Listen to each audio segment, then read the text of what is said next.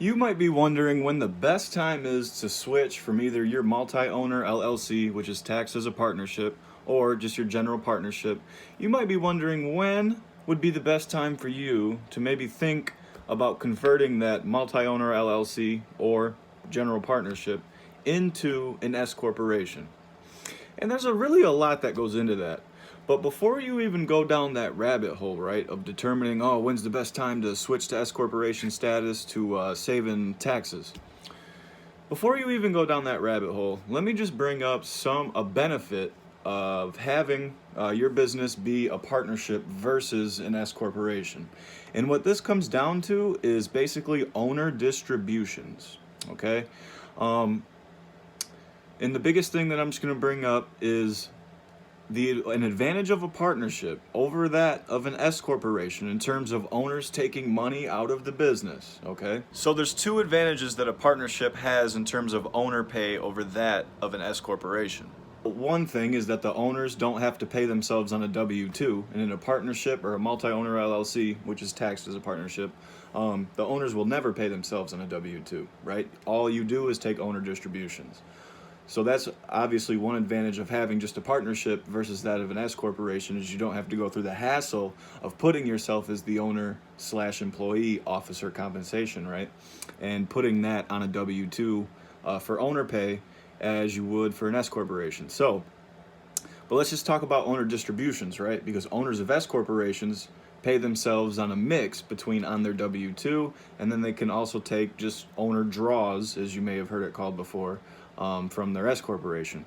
So one thing so that's obviously an advantage of a partnership, is there's no payroll taxes associated with owner pay like there is for a S corporation. And then the other advantage is related directly to owner draws. So right, you have a partnership, and then we'll compare that to two owners of an S corporation. So for instance, let's say you have over here a 50-50 partnership, and then over here you have a 50-50 S corporation. The S corporation goes to distribute profits to the owners, right? So let's say that, whatever, they distribute $100,000. According to S corporation rules, each owner of the S corporation must get their respective share of those total distributions according to their stock ownership in the S corporation. Meaning, if the S corporation in total distributes $100,000, each shareholder gets 50% of that in the situation that we're talking about. So 50% here, 50% over here. If you had 5 shareholders in your S corporation, each owning 20%, they would each get 20% of the total distributions. So it needs to be proportionate, respective to your stock ownership in the S corporation. And you cannot do distributions out of an S corporation any other way. Because if you do, what that does is it creates a second class of stock. And a rule of an S corporation is there can only be one class of stock. So if you go out giving disproportionate distributions, which is what they're called, in the event that they're not respective to the stock ownership of each owner in the S corporation, they're called disproportionate distributions. If you give disproportionate distributions in your S corporation, you're going to create a second class of stock, thus losing your S corp election. Oops. That's not good. Uh-oh, you just lost your S election. You don't want that. Holy crap. Ouch. Guess what? In a partnership, you can take disproportionate distributions. Just because you're in a 50-50 partnership does not mean that if the partnership makes a distribution to the owners, that they have to be respective in relation to their ownership percentage in the partnership.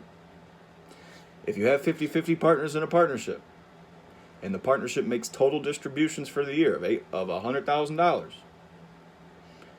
those distributions can go to as the partners agree for that year. The one partner could have took $80K, the other partner could have took $20K.